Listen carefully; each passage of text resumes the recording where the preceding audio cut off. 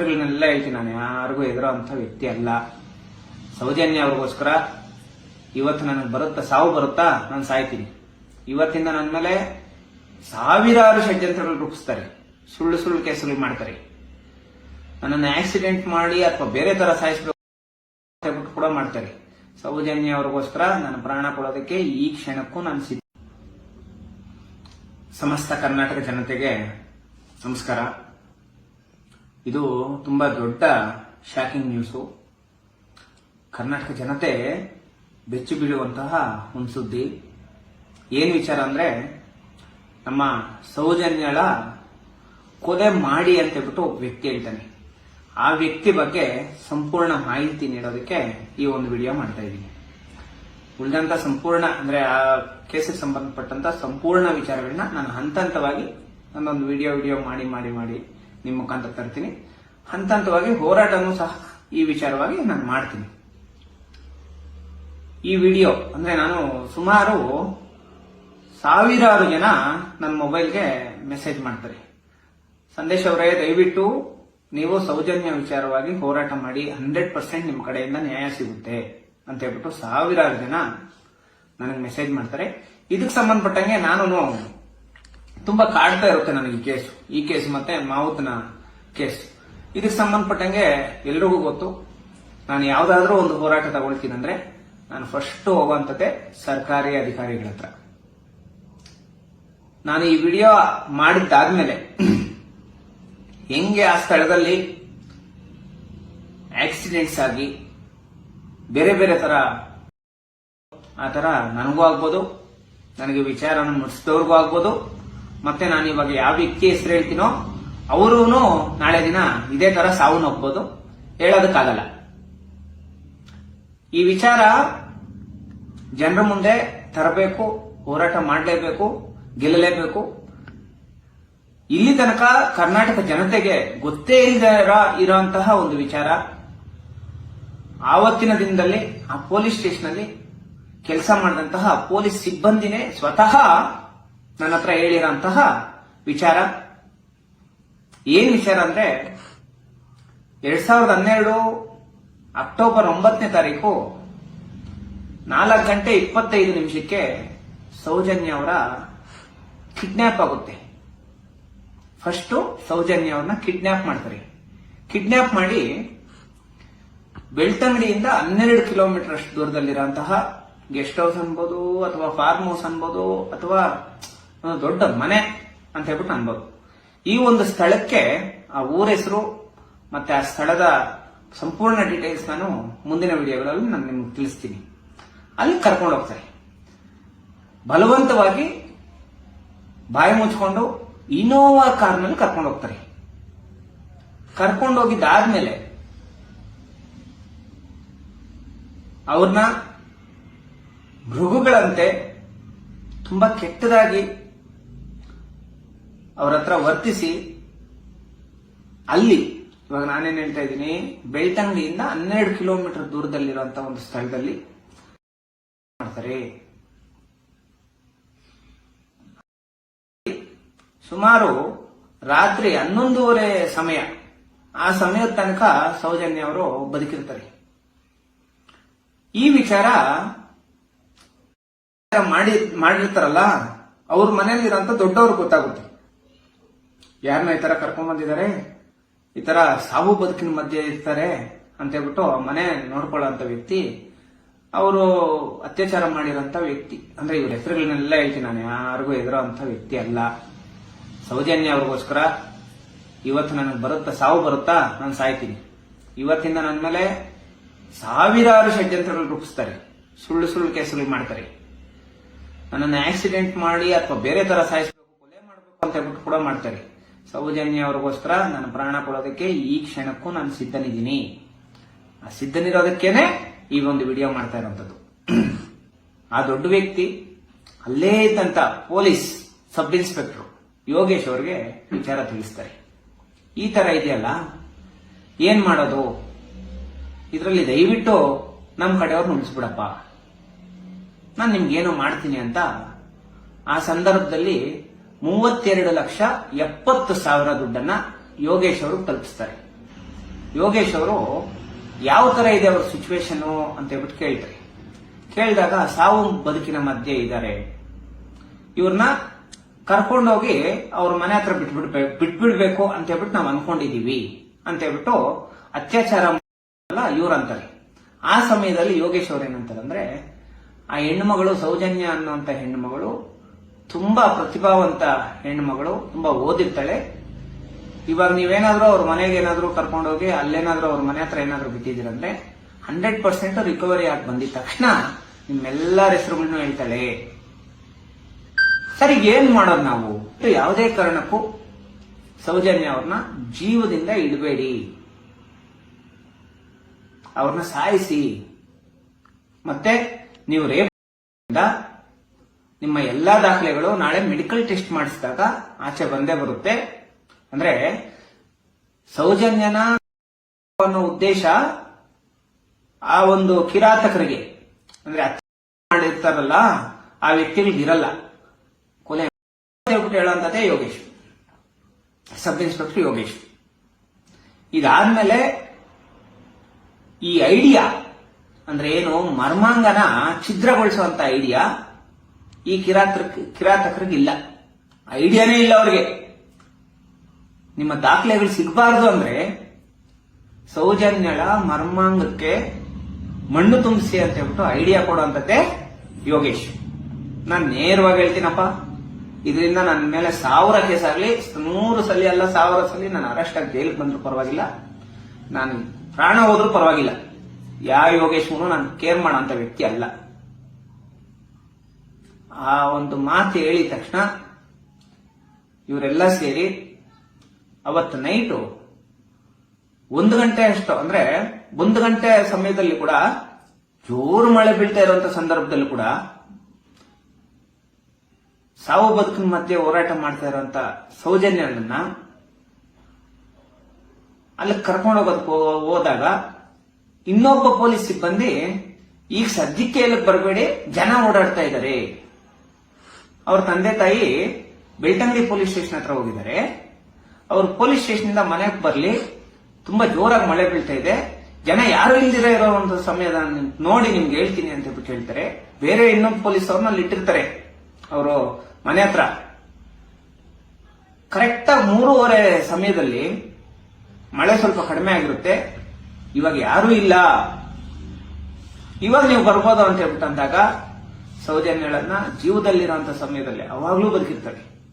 ಆ ಟೈಮಲ್ಲಿ ಕರ್ಕೊಂಡು ಬಂದು ಅವ್ರ ಮನೆ ಹತ್ರ ಒಂದು ಮರಕ್ಕೆ ವೇಲಿಂದ ಕಟ್ಟಾಕಿ, ಅವರ ಒಂದು ID ಕಾರ್ಡ್ ಇಂದ ಕಟ್ಟಾಕಿ, ಅವರ ಯೋನಿಗೆ ಮರಳು ತುಂಬಿಸಿ ಅತೀ ಕಿರಾತಕವಾಗಿ, ಅಂದ್ರೆ ಮಣ್ಣನ್ನ ಮರ್ಮಾಂಗಕ್ಕೆ ತುಂಬಿಸಿ ಅತೀ ಕಿರಾತಕವಾಗಿ ಕೊಲೆ ಮಾಡ್ತಾರೆ.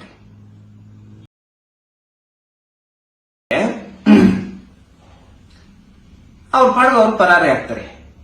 ಅದೇ ಟೈಮ್ಗೆ, ಈ ಟೈಮಲ್ಲಿ ನಮ್ಮ ಈ ಒಂದು ಕೇಸ್ಗೆ ಬೇರೆ ಒಬ್ಬ ವ್ಯಕ್ತಿನ ಫಿಟ್ ಮಾಡಬೇಕು ಅಂತ ಹೇಳ್ಬಿಟ್ಟು ಮಾತಾಡೋ ಒಂದು ಸಂದರ್ಭದಲ್ಲಿ ಬೆಂಗಳೂರು ಮೂಲದಿಂದ ಒಂದು ಕುಟುಂಬ, ಅಂದ್ರೆ ಒಂದು ಅವತ್ತಾನೆ ಮದುವೆ ಆಗಿರೋಂತ ಗಂಡ ಹೆಂಡತಿ, ಮದುವೆ ಆಗ ಒಂದು 4 ತಿಂಗಳಾಗಿರ್ತೈತೆ. ಇವರು ಒಂದು ಪ್ಲೇಸ್ಗೆ ಹೋಗ್ತಾರೆ. ನಾನು ಹೇಳ್ತೀನಿ ಯಾವ ಪ್ಲೇಸು ಏನು ಅಂತ ಹೇಳ್ಬಿಟ್ಟು ಹೇಳ್ತೀನಿ. ಅಲ್ಲಿ ರೂಮ್ ಸಿಗಲ್ಲ ಅಂತ ಬೆಳ್ತಂಗಡಿಯಲ್ಲಿ ರೂಮ್ ಮಾಡೋಣ ಅಂತ ಹೇಳ್ಬಿಟ್ಟು ಆ ಕಡೆ ಹೋಗ್ತಾರೆ. ಪಾಪ ಬೆಳ್ತಂಗಡಿ ಕಡೆ ಹೋಗ್ತಾರೆ. ಬೆಳ್ತಂಗಡಿ ಕಡೆ ಅಂತ ಹೋಗುವಂತ ಒಂದು ಸಂದರ್ಭದಲ್ಲಿ ಆ ವ್ಯಕ್ತಿನ ಅಡ್ಡಗಟ್ಟಿ ನಿಲ್ಲಿಸಿ, ಇದೇ ಕಿರಾತಕರು ಆ ವ್ಯಕ್ತಿನ ಅಡ್ಡಗಟ್ಟಿ ನಿಲ್ಲಿಸಿ ನದಿ ಹತ್ರ ನೀನೇ ರೇಪ್ ಮಾಡಿರೋದು ಅಂತ ಹೇಳ್ಬಿಟ್ಟು ಕರ್ಕೊಂಡೋಗಿ ಸಬ್ ಇನ್ಸ್ಪೆಕ್ಟರ್ ಪೊಲೀಸ್ ಸ್ಟೇಷನ್ ಬಿಡ್ತಾರೆ. ಆ ಸಮಯದಲ್ಲಿ ಅವ್ರ ಹೆಂಡತಿ ಬೆಂಗಳೂರು ಮೂಲದಲ್ಲಿರೋಂಥವ್ರಿಗೆ ಎಲ್ಲರಿಗೂ ಫೋನ್ಗಳು ಮಾಡಿ, ಸರ್ ನನ್ನ ಗಂಡನ ಇಮಿಡಿಯೇಟ್ ಆಗಿ ಅದೇನೋ ಬೇರೆ ಸುಳ್ಳು ಕೇಸಲ್ಲಿ ಸಿಕ್ಕಿಸಿ ಕರ್ಕೊಂಡೋಗಿದ್ದಾರೆ, ದಯವಿಟ್ಟು ನಮ್ಮ ಗಂಡನ ಬಿಡಿಸಿ ಅಂತ ಹೇಳ್ಬಿಟ್ಟು ಅಂತಾರೆ. ಈ ವಿಚಾರನು ಅದೇ ಪೊಲೀಸ್ ಸಿಬ್ಬಂದಿನೇ ನಾನು ಹೇಳ್ತಾರೆ.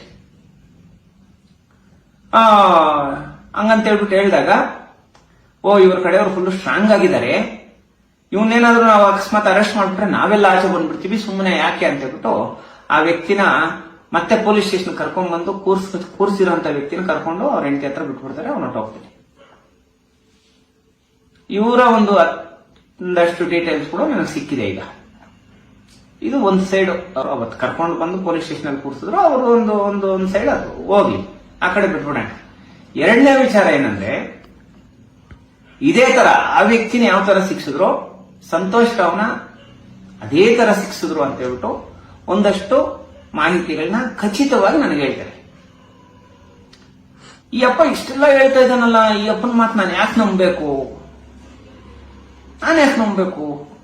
ಅಂತ ಹೇಳ್ಬಿಟ್ಟು ಒಂದಷ್ಟು ಪರಿಶೀಲನೆ ನೋಡಿದಾಗ ಆ ವ್ಯಕ್ತಿ ಹೇಳ್ತಾನೆ, ಸರ್ 32,70,000 ರೂಪಾಯಿ ದುಡ್ಡಲ್ಲಿ ಅವತ್ತು ಕೆಲಸ ಮಾಡಿರೋರಿಗೆ ಎಲ್ಲರಿಗೂ ಅಂದ್ರೆ ಮೆನ್ನು ಅಂದ್ರೆ ಪುರುಷ ಪೊಲೀಸ್ನವ್ರಿಗೆ 50,000 ದುಡ್ಡು ಕೊಡ್ತಾರೆ. ಆ ದುಡ್ಡು ನಾನು ಗೊತ್ತಾಗ್ತಿರೋ ತಗೊಂಡ್ಬಿಟ್ಟಿದ್ದೀನಿ ಸರ್. ಇವತ್ತು ನನ್ಗೆ ಊಟ ಮಾಡಕ್ಕಾಗ್ತಾ ಇಲ್ಲ, ಊಟ ಇಳಿತಾ ಇಲ್ಲ. ನನ್ನ ಹೊಟ್ಟೆಯಲ್ಲಿ ಒಂದು ಹೆಣ್ಣು ಮಗಳಿದ್ದಾಳೆ. ಆ ಹೆಣ್ಣು ಮಗಳಿಗಾಗಿರೋ ಪರಿಸ್ಥಿತಿ ನನ್ನ ಮಗಳಿಗಾದ್ರೆ ಏನಾಗುತ್ತೆ ಅಂತ ಹೇಳ್ಬಿಟ್ಟು ನನ್ಗೆ ಡೈಲಿ ನೋವಾಗ್ತಾ ಇದೆ ಸರ್. ನೀವಂದ್ರೆ ಧೈರ್ಯವಾಗಿ ಹೋರಾಟ ಮಾಡ್ತೀರಾ. ನಾನು ನಿಮ್ಮ ಹತ್ರ ವಿಚಾರ ಹೇಳ್ತಾ ಇದ್ದೀನಿ. ನಾನೇ ನೇರವಾಗಿ ಬಂದು ಮಾತಾಡ್ಬೋದು, ಆದ್ರೆ ನನಗೆ ಫ್ಯಾಮಿಲಿ ಇದೆ. ನಾನು ಮಾತಾಡಿದ್ದು ಕೇವಲ 4 ದಿನಕ್ಕೆ ನನ್ನನ್ನು ಆಕ್ಸಿಡೆಂಟ್ ಮಾಡಿ ಸಾಯಿಸಾಕ್ತಾರೆ ಸರ್. ನಾನು ಪೊಲೀಸ, ನನ್ನ ಅಧಿಕಾರಿನ, ಅದು ಇದು ಏನೂ ನೋಡಲ್ಲ ಸರ್. ದಯವಿಟ್ಟು ಈ ವಿಚಾರದಲ್ಲಿ ಆಗಿರೋಂಥ ವಾಸ್ತವಾಂಶ ಸತ್ಯ ಇದೆ ಸರ್. ಅವ್ರಿಗೆ ಇಲ್ಲದೆ ಇರೋಂಥ ಐಡಿಯಾಗಳನ್ನೆಲ್ಲ ಕೊಟ್ಟಂತ ಸಬ್ ಇನ್ಸ್ಪೆಕ್ಟ್ರು ಅವ್ರನ್ನ ಅಮಾನುಷವಾಗಿ ಕೊಲೆ ಮಾಡಬೇಕು ಅಂತ ಇಷ್ಟೆಲ್ಲ ಮಾಡಿ ಸೌಜನ್ಯಗಳ ಕೊಲೆಗೆ ಅವರೂ ಒಂದು ಆರೋಪಿ ಆಗಿದ್ದಾರೆ ಸರ್. ಅಕಸ್ಮಾತ್ ನಾಳೆ ದಿನ ಇವರ ಹೆಸರೇನಾದ್ರೂ ಆಚೆ ಬಂದ್ರೆ ಇಮಿಡಿಯೇಟ್ ಆಗಿ ಯೋಗೇಶ್ ಅವ್ರನ್ನು ಕೂಡ ಅದರಲ್ಲಿ ಯಾವುದೇ ಡಿಫರೆನ್ಸ್ ಇಲ್ಲ ಅಂತ ಹೇಳ್ಬಿಟ್ಟು ಕಣ್ಣಲ್ಲಿ ನೀರು ಹಾಕೊಂಡು ನನ್ನ ಹತ್ರ ಹೇಳ್ತಾರೆ ಈ ವ್ಯಕ್ತಿ. ಕರ್ನಾಟಕ ಜನತೆಗೆ ಯಾರಿಗೂ ಈ ವಿಚಾರ ಗೊತ್ತಿಲ್ಲ. ನಾವು ಇವಾಗ ಸೌಜನ್ಯ ಪರ ಹೋರಾಟ ಮಾಡ್ತಾ ಇರುವಂತಹ ನಾವು ಮುಂದಿನ ದಿನಗಳಲ್ಲಿ ಮಾಡಬೇಕಾಗಿರುವಂತದ್ದೇನು? ಈಗ ಸಿಬಿಐ ತನಿಖೆ ನಡೆದೈತಿ.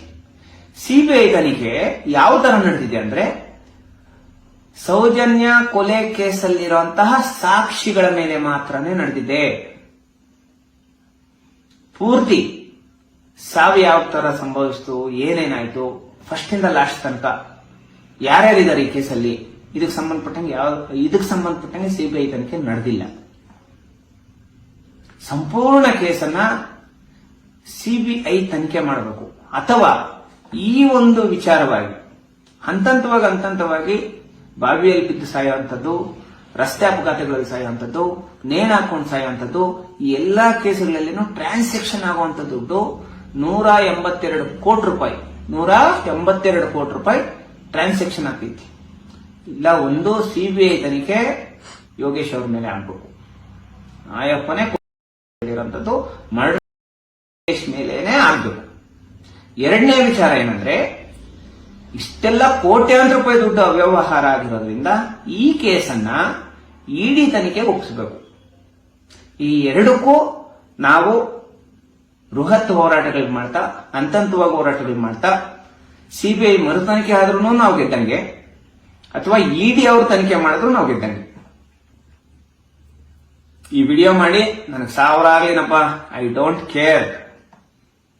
ನಾನು ಯಾರ ವಿಚಾರ ನೋಡಿ ನನಗೆ ಬಳಸಿರೋಂಥದ್ದು ಜಸ್ಟ್ ಯೋಗೇಶ್ ಅವರ ಹೆಸರು ಮಾತ್ರನೇ. ನೆಕ್ಸ್ಟ್ ವಿಡಿಯೋದಲ್ಲಿ ಯಾವ ಪ್ಲೇಸ್ ಅಲ್ಲಿ ಸ್ಥಳದಲ್ಲಿ ಯಾರ್ಯಾರು ಇರ್ತಾರೆ, ಪೊಲೀಸ್ನವರು ಮಾಡಿರೋಂತಹ ಅಷ್ಟೊಂದು ಕ್ರಿಮಿನಲ್ ಕೆಲಸಗಳು ಏನೇನು, ಮತ್ತೆ ಮಾವುತನ ಕೇಸಲ್ಲಿ ನಡೆದಿರೋಂಥದ್ದು ಏನೇನು, ಈ ಎಲ್ಲಾ ಸಂಬಂಧಪಟ್ಟಂತ ವಿಚಾರನ ನೆಕ್ಸ್ಟ್ ವಿಡಿಯೋದಲ್ಲಿ ನಾನು ಮಾಡ್ತೀನಿ.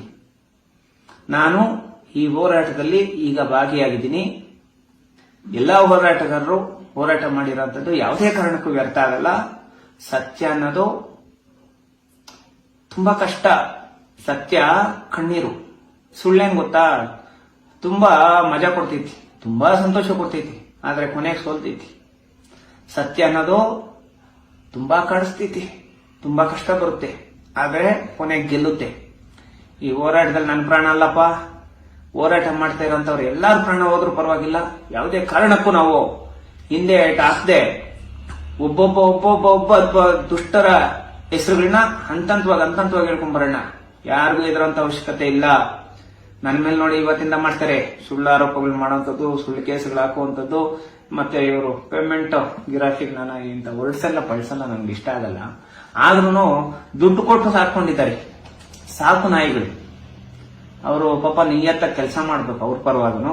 ಇಂಥವರೆಲ್ಲ ಸಾವಿರಾರು ಜನ ನನ್ನ ಮೇಲೆ ಬಂದು ಮಾಡಿದ್ರು ಪರವಾಗಿಲ್ಲ, ಸೌಜನ್ಯ ಅವ್ರಿಗೋಸ್ಕರ ನನ್ನ ಪ್ರಾಣ ಹೋದ್ರು ಪರವಾಗಿಲ್ಲ, ಎಲ್ಲಾರನ್ನೂ ಬಿಟ್ಟು, ನನ್ನ ಫ್ಯಾಮಿಲಿನ ಬಿಟ್ಟು, ನಮ್ಗೆ ಎಲ್ಲ ಜನತೆನ ಬಿಟ್ಟು ನಾನು ಸೌಜನ್ಯಗೋಸ್ಕರ ಸಾಯೋದಕ್ಕೂ ರೆಡಿ ಇದ್ದೀನಿ. ಈ ಕೂಡಲೇ ಸಬ್ ಇನ್ಸ್ಪೆಕ್ಟರ್ ಯೋಗೇಶ್ ಅವ್ರನ್ನ ಕೊಲೆ ಪ್ರಕರಣದಲ್ಲಿ ಸೇರಿಸಬೇಕು. ಯೋಗೇಶ್ ಅವರೇ ಮಾಡಿರೋಂಥದ್ದು.